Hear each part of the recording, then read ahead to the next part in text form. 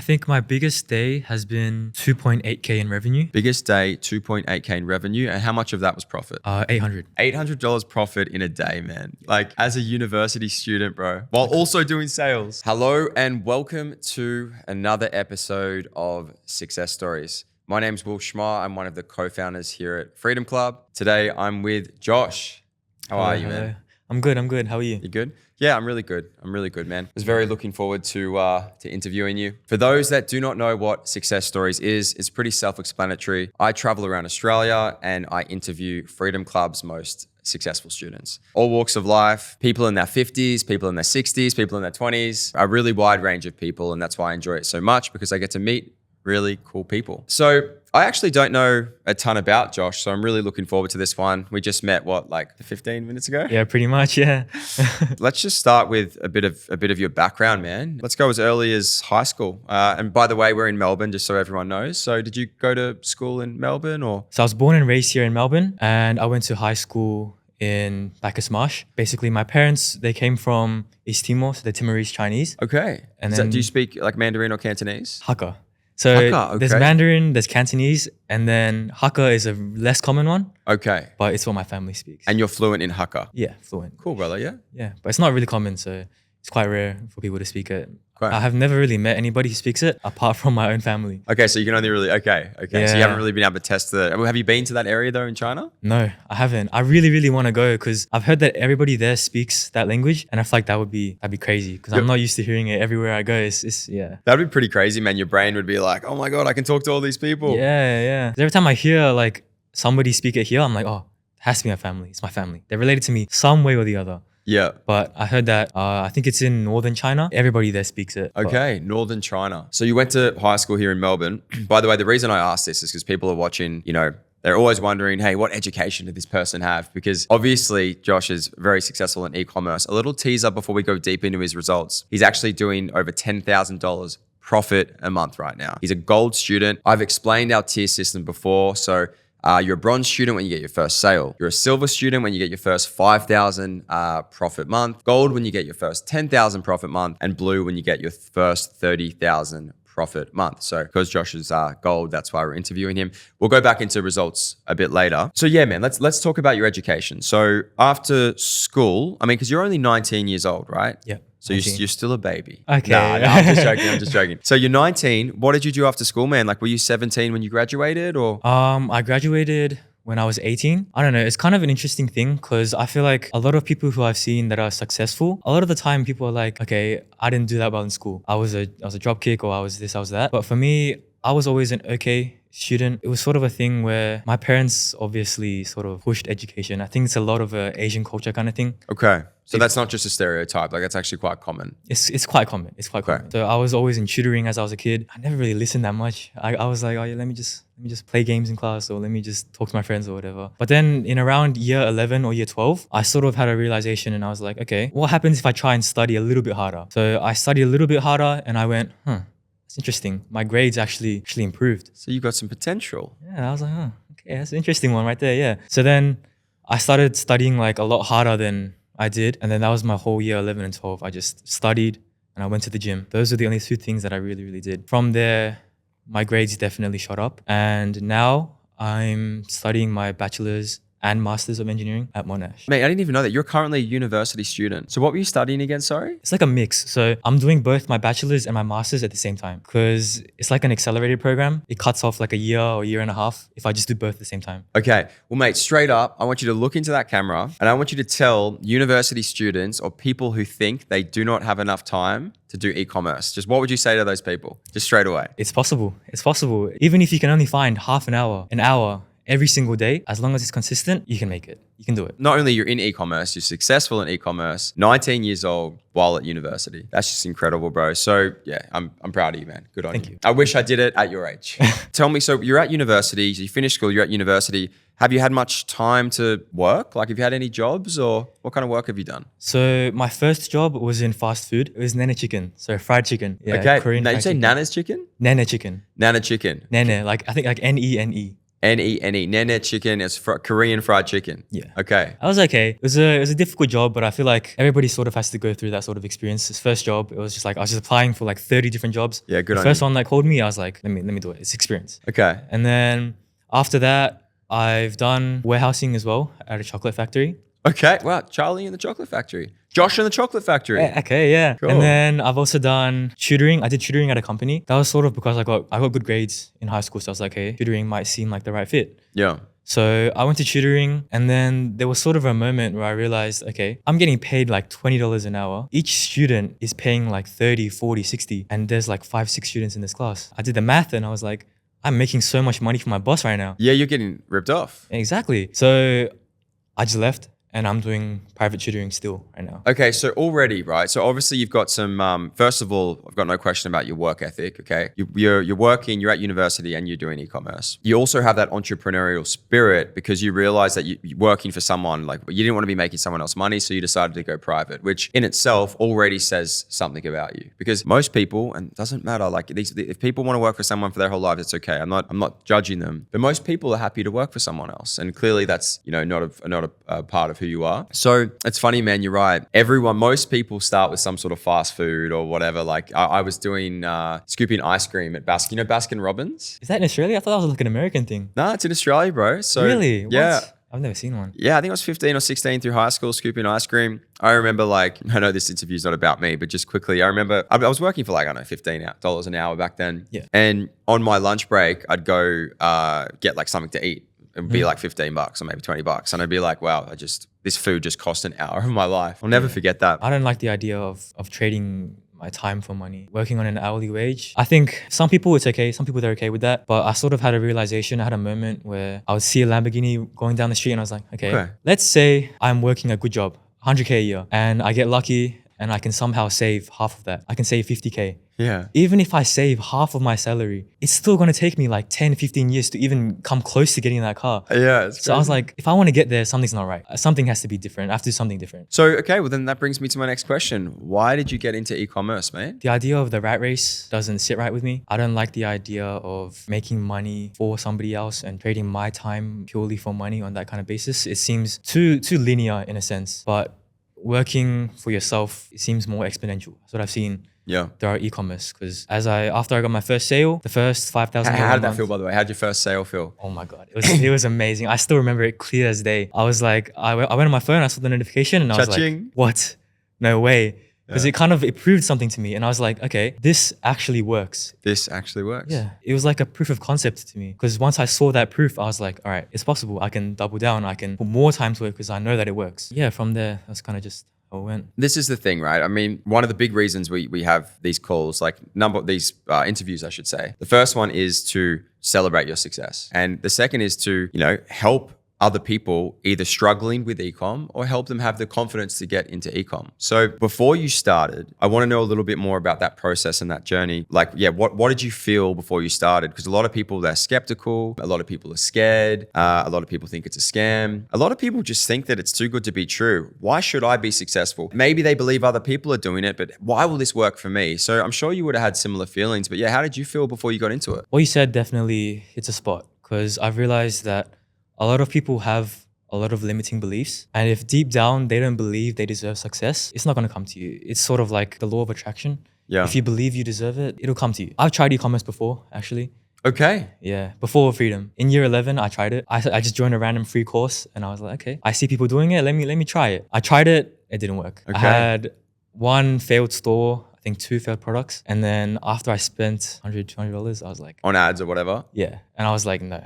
It's not possible. It's not possible. It's not real. Okay, then how? So you had a failure from another course. Mm-hmm. How the heck did you have the courage to get into it again? Because most people quit straight away, and that's why not most people, it's as simple as this. You don't quit, you succeed in e-com. You quit, you won't. So yeah, how did you have the courage to get into e-commerce again, even after you failed the first time? I think at first, it was sort of a hint of curiosity. I saw the ad for Freedom Club show up. I clicked on it. I was like, okay. Whose ad? Was it me? Was it Josh? Or was it Austin? They're my two business partners. I think it was Austin. Or I think it was Collective One. I think I saw all of you guys on like a helipad or something. Okay. Yeah. I'm not 100% sure. Something like that. Okay. And then I just clicked it and I was like, okay, let me see what this is about. I saw that you guys had the roadmap call. I was like, it's a free call. Might as well give it a try. I mean, we have a sales process. Is what it is. We have to acquire new customers. The good thing about acquiring our new customers is we get them success, don't we? I forgot to mention I do sales as well. Communication, like I said before, was one of my weakest points. So I was like, all right, how do I improve on this? Sales is like the biggest like communication sort of job.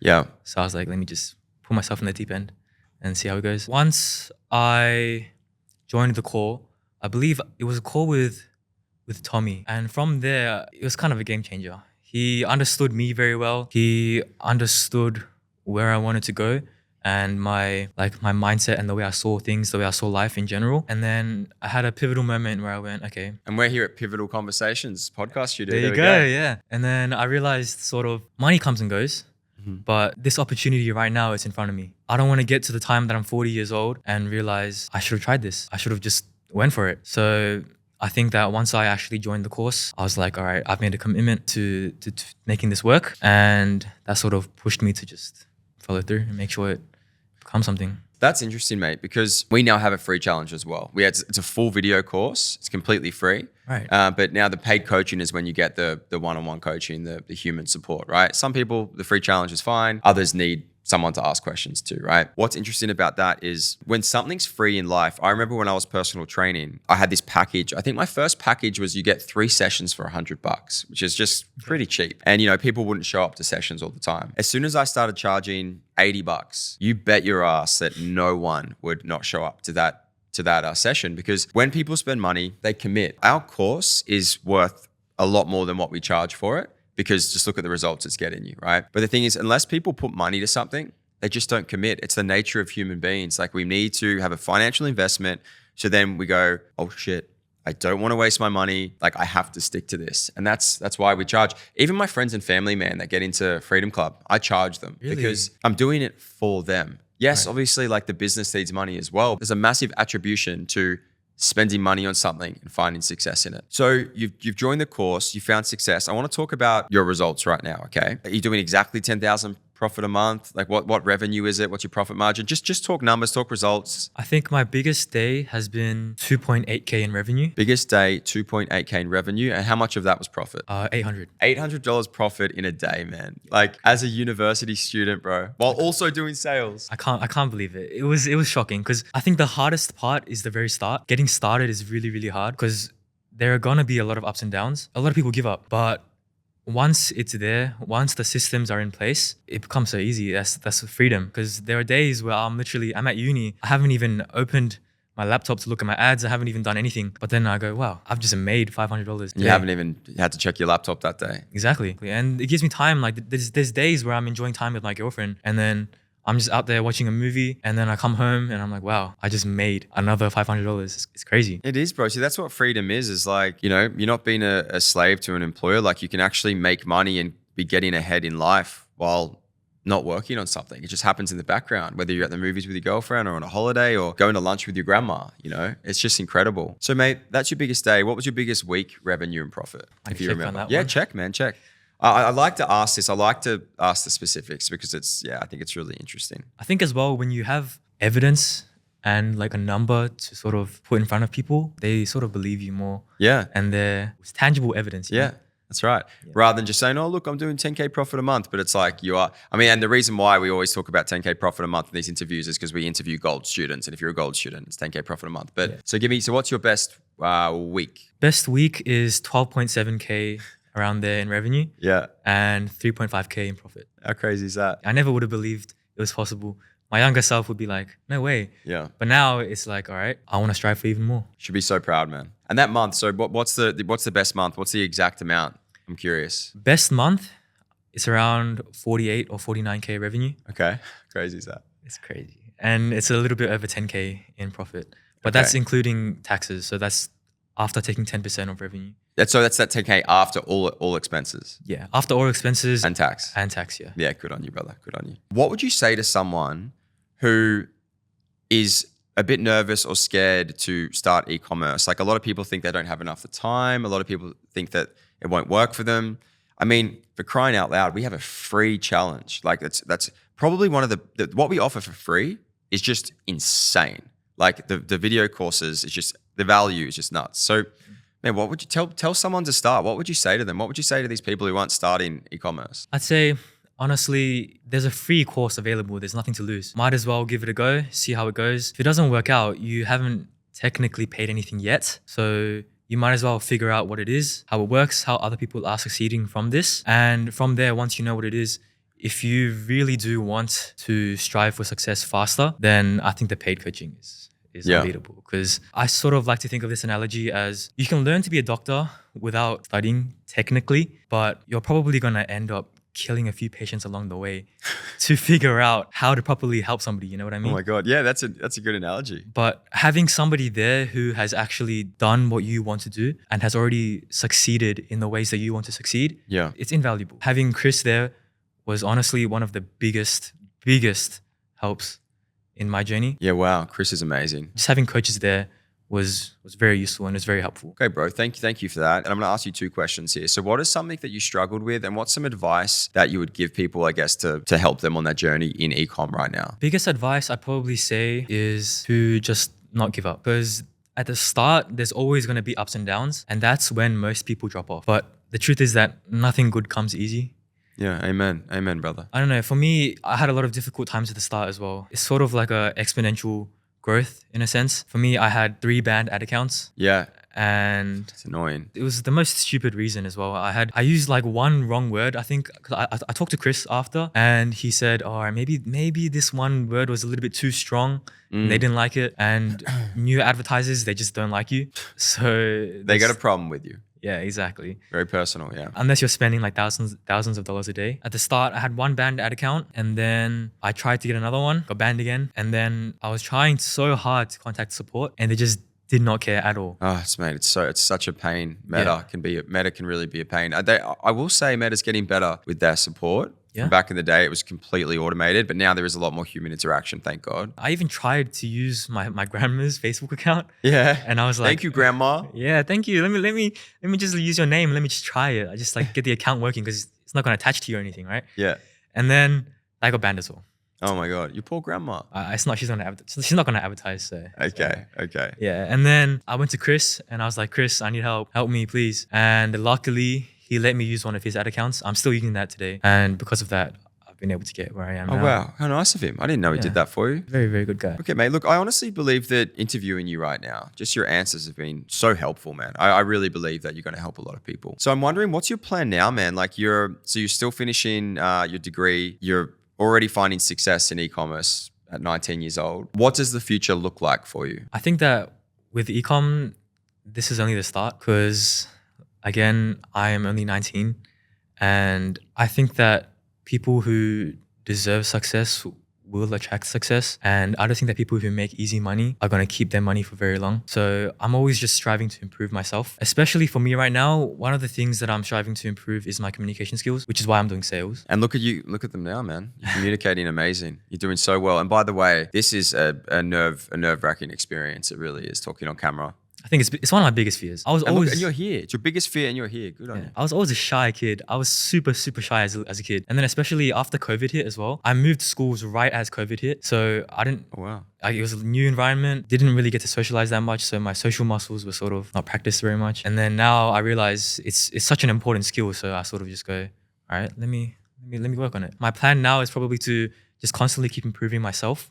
Okay. So reading books. I'm in the middle of reading How to Win Friends and Influence People right now by Dale Carnegie. I'm not sure if you've read I haven't read it, but it makes sense because you're trying to improve your communication. So that makes sense you're reading that. Yeah. And I'm reading financial books as well. But I think that without struggle, I'm not going to become somebody who deserves success. I want to push myself to do things that actually somebody who is successful deserves. I kind of told myself as well, even if I do succeed from e-com, I don't think I ever want to not try working a 9-to-5 job. Okay. Because interesting. I think there's no light without dark. So I don't know if I can really understand how much or how lucky I am if I don't know what it's like on the other side. Oh yeah, because you're young. You've never even experienced a 9 to 5. And mate, what a deep perspective for a young man. I've worked technically 9 to 5s, but not 9 to 5, 5 days a week consistently. But I've worked like 10, 12-hour shifts for a few days in a row, a few weeks, like on the holidays and stuff, but never a full 9 to 5. You know what, man? You said something really interesting there, even just using the word struggle. Now, like for example, Freedom Club is not a get-rich-quick scheme, okay? You are most likely going to struggle. But anything in life that's worth it doesn't come easy. Like there's going to be a struggle. It's the people that don't give up and keep going. And you're showing so many traits of that. It's just as simple as that. Don't be afraid of the struggle. If you want to quit when it gets tough, unfortunately, I'm sorry, you're just not going to be successful. That just is what it is. So I'm so grateful for you to be here. I'm so grateful for all your answers. For those that, don't know that Josh doesn't get anything out of this. He's literally here in hopes to help you. You're talking to a very kind, a very generous gentleman. So mate, I appreciate your time so much.